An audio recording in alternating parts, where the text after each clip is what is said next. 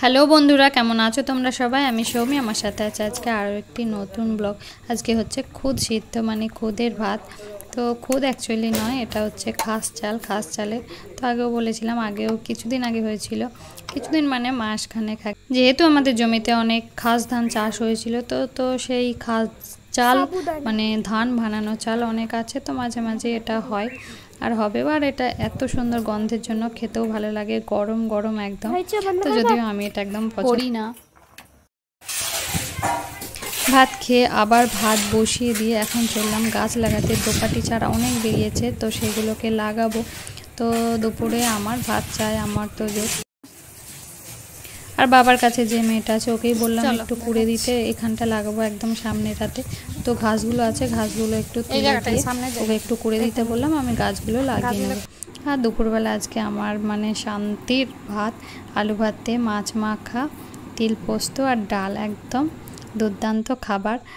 আর সন্ধ্যাবেলায় ছিল আজকে কালী পুজো। তো এই কালী পুজোটা মানে সবারই, গোটা গ্রামের, সেহেতু আমার বাপের বাড়িরও যেমন আমার শ্বশুর বাড়িরও তেমন।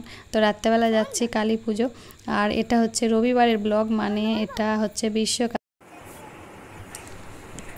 এখন আমি যাব পুজো দিতে, রাত 10টা বাজে। তো 11টার পর পুজো শুরু হবে, আর আমি অতক্ষণ থাকবো না, পুজো দিয়ে চলে আসবো। কিন্তু আজকে যেহেতু খেলা আছে, দিতেও যাবে না আনতেও যাবে না, সেই জন্য বাবা আমাকে নিয়ে এসেছে আর বলে দিয়েছে এখানেই থাকতে, মানে বাপের বাড়িতে রাতটা থাকতে, আর সকালে উঠে চলে যাব।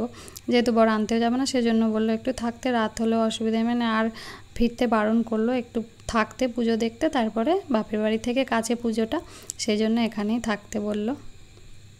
আর খানিকক্ষণ থেকে তো ওদের নাচ টাচ দেখে তারপরে বাড়ি এলাম। তোজো আইসক্রিম খাওয়ার জন্য প্রচুর বায়না করছিল, কিন্তু তোজোর পরদিন পরীক্ষা ছিল, সেই জন্য ওকে রাত্রেবেলা আইসক্রিম কিনে দিইনি।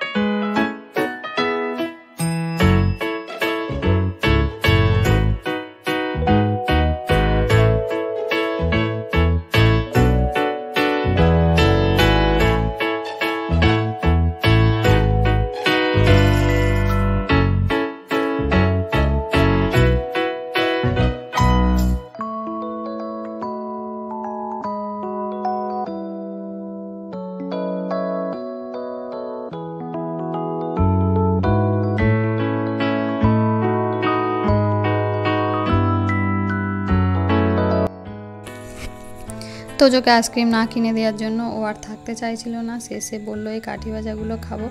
তো জানি এগুলো খারাপ হবে, মানে খুব একটা ভালো না, আমার ভালো লাগে না। তো ও যেহেতু বায়না করছিল,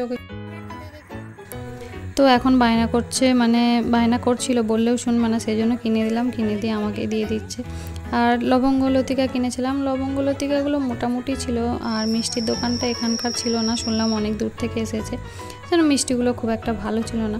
বাট একটা কথা বলতেই হবে, একদম গরম করার মতো, তো আমাদের এখানের মিষ্টি আমরা কোথাও খেয়ে শান্তি পাই না। আমাদের এখানের মিষ্টি এত ভালো, মানে এতটাই ভালো মিষ্টি। তো এখান থেকে সবাই দূর দূর থেকে মিষ্টি কিনতে আসে।